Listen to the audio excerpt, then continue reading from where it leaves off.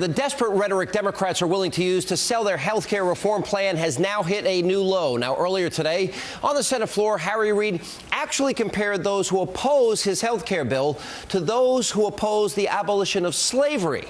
I'm not kidding. Take a look.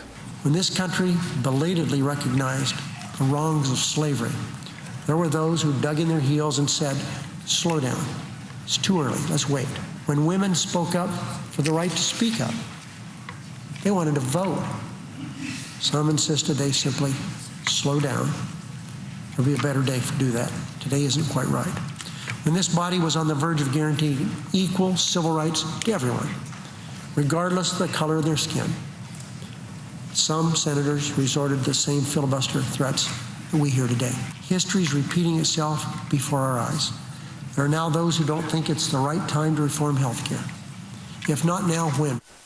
Now, needless to say, the GOP is outraged at the senator's comparison, but don't expect an apology anytime soon. A Reid spokesman has released a statement saying, quote, "It is hard to believe Senate Republicans are making these charges with a straight face," and, quote, "Today's feigned outrage is nothing but a ploy to distract from the fact that they have no plan to lower the cost of health care." Joining me now with reaction, Fox News contributor Karl Rove. Karl, your reaction?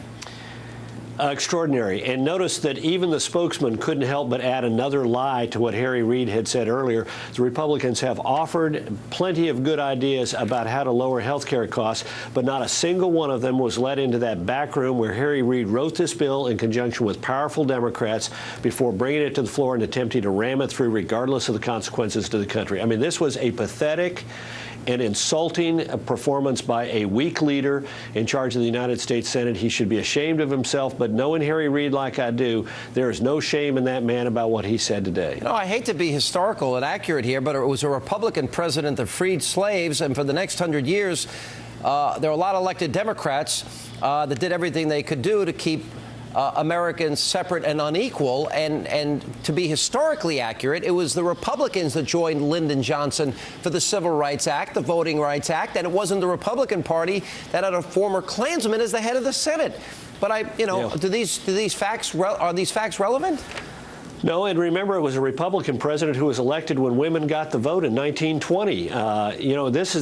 Harry Reid forgets these things, and and again, look, let's be clear. To suggest that a disagreement about whether or not we ought to bankrupt the country by passing this health care bill is morally equivalent to slavery is an insult to the intelligence of Americans and a revisionist approach that is just simply astonishing. Look, there's an easy reason why Harry Reid is doing this, to understand it. He is up against a wall. He has got a difficult task in trying to make this work in the Senate. He's got 60 votes, which ought to be able to ram things through if he wanted to, but he is finding resistance even among Democrats. Is he suggesting that the Democrats like Joe Lieberman and Ben Nelson and Blanche Lincoln, who have been reluctant to vote for this bill or opposed to a public option in it, are somehow the moral equivalent of slave advocates or people who wanted to press women? I mean, this was not simply an insult to Republicans. This was an insult to every Democrat who has a problem with a provision in the bill that Harry Reid drafted in the back room. Here's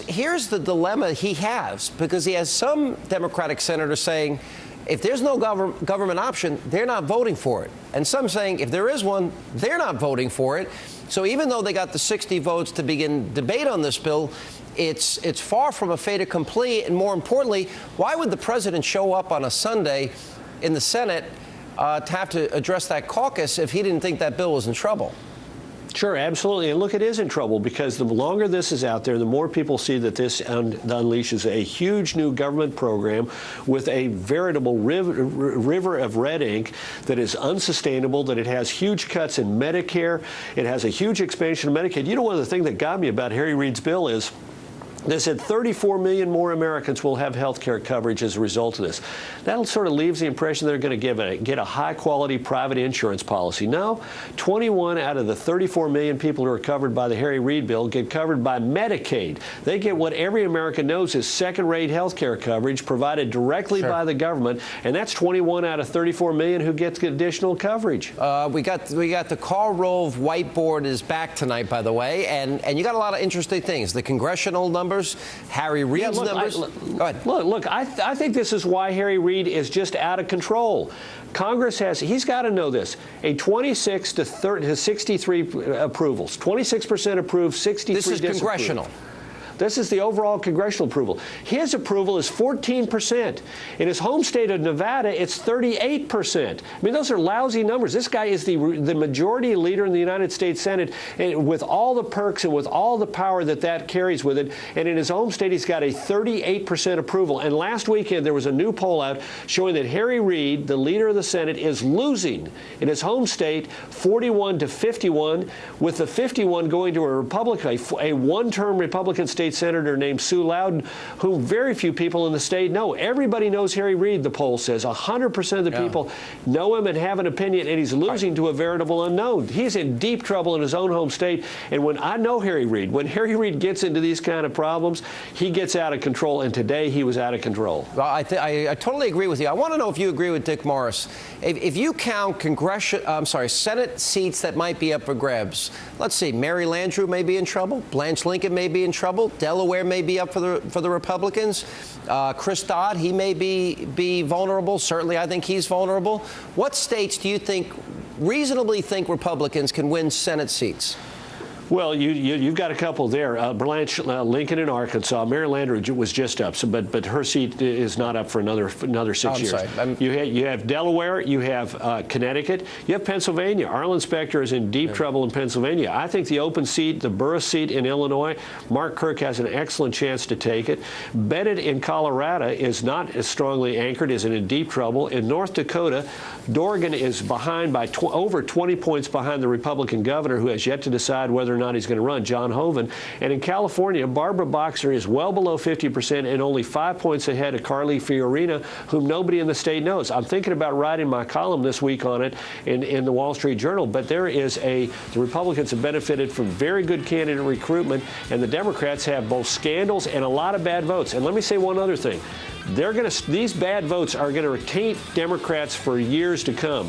There are people who are not up for election in 2012 who are going to have to be explaining voting for stimulus, cap and trade, and health care before it's all said and done. All right, Karl Rove, very insightful. Conservative Victory 2010.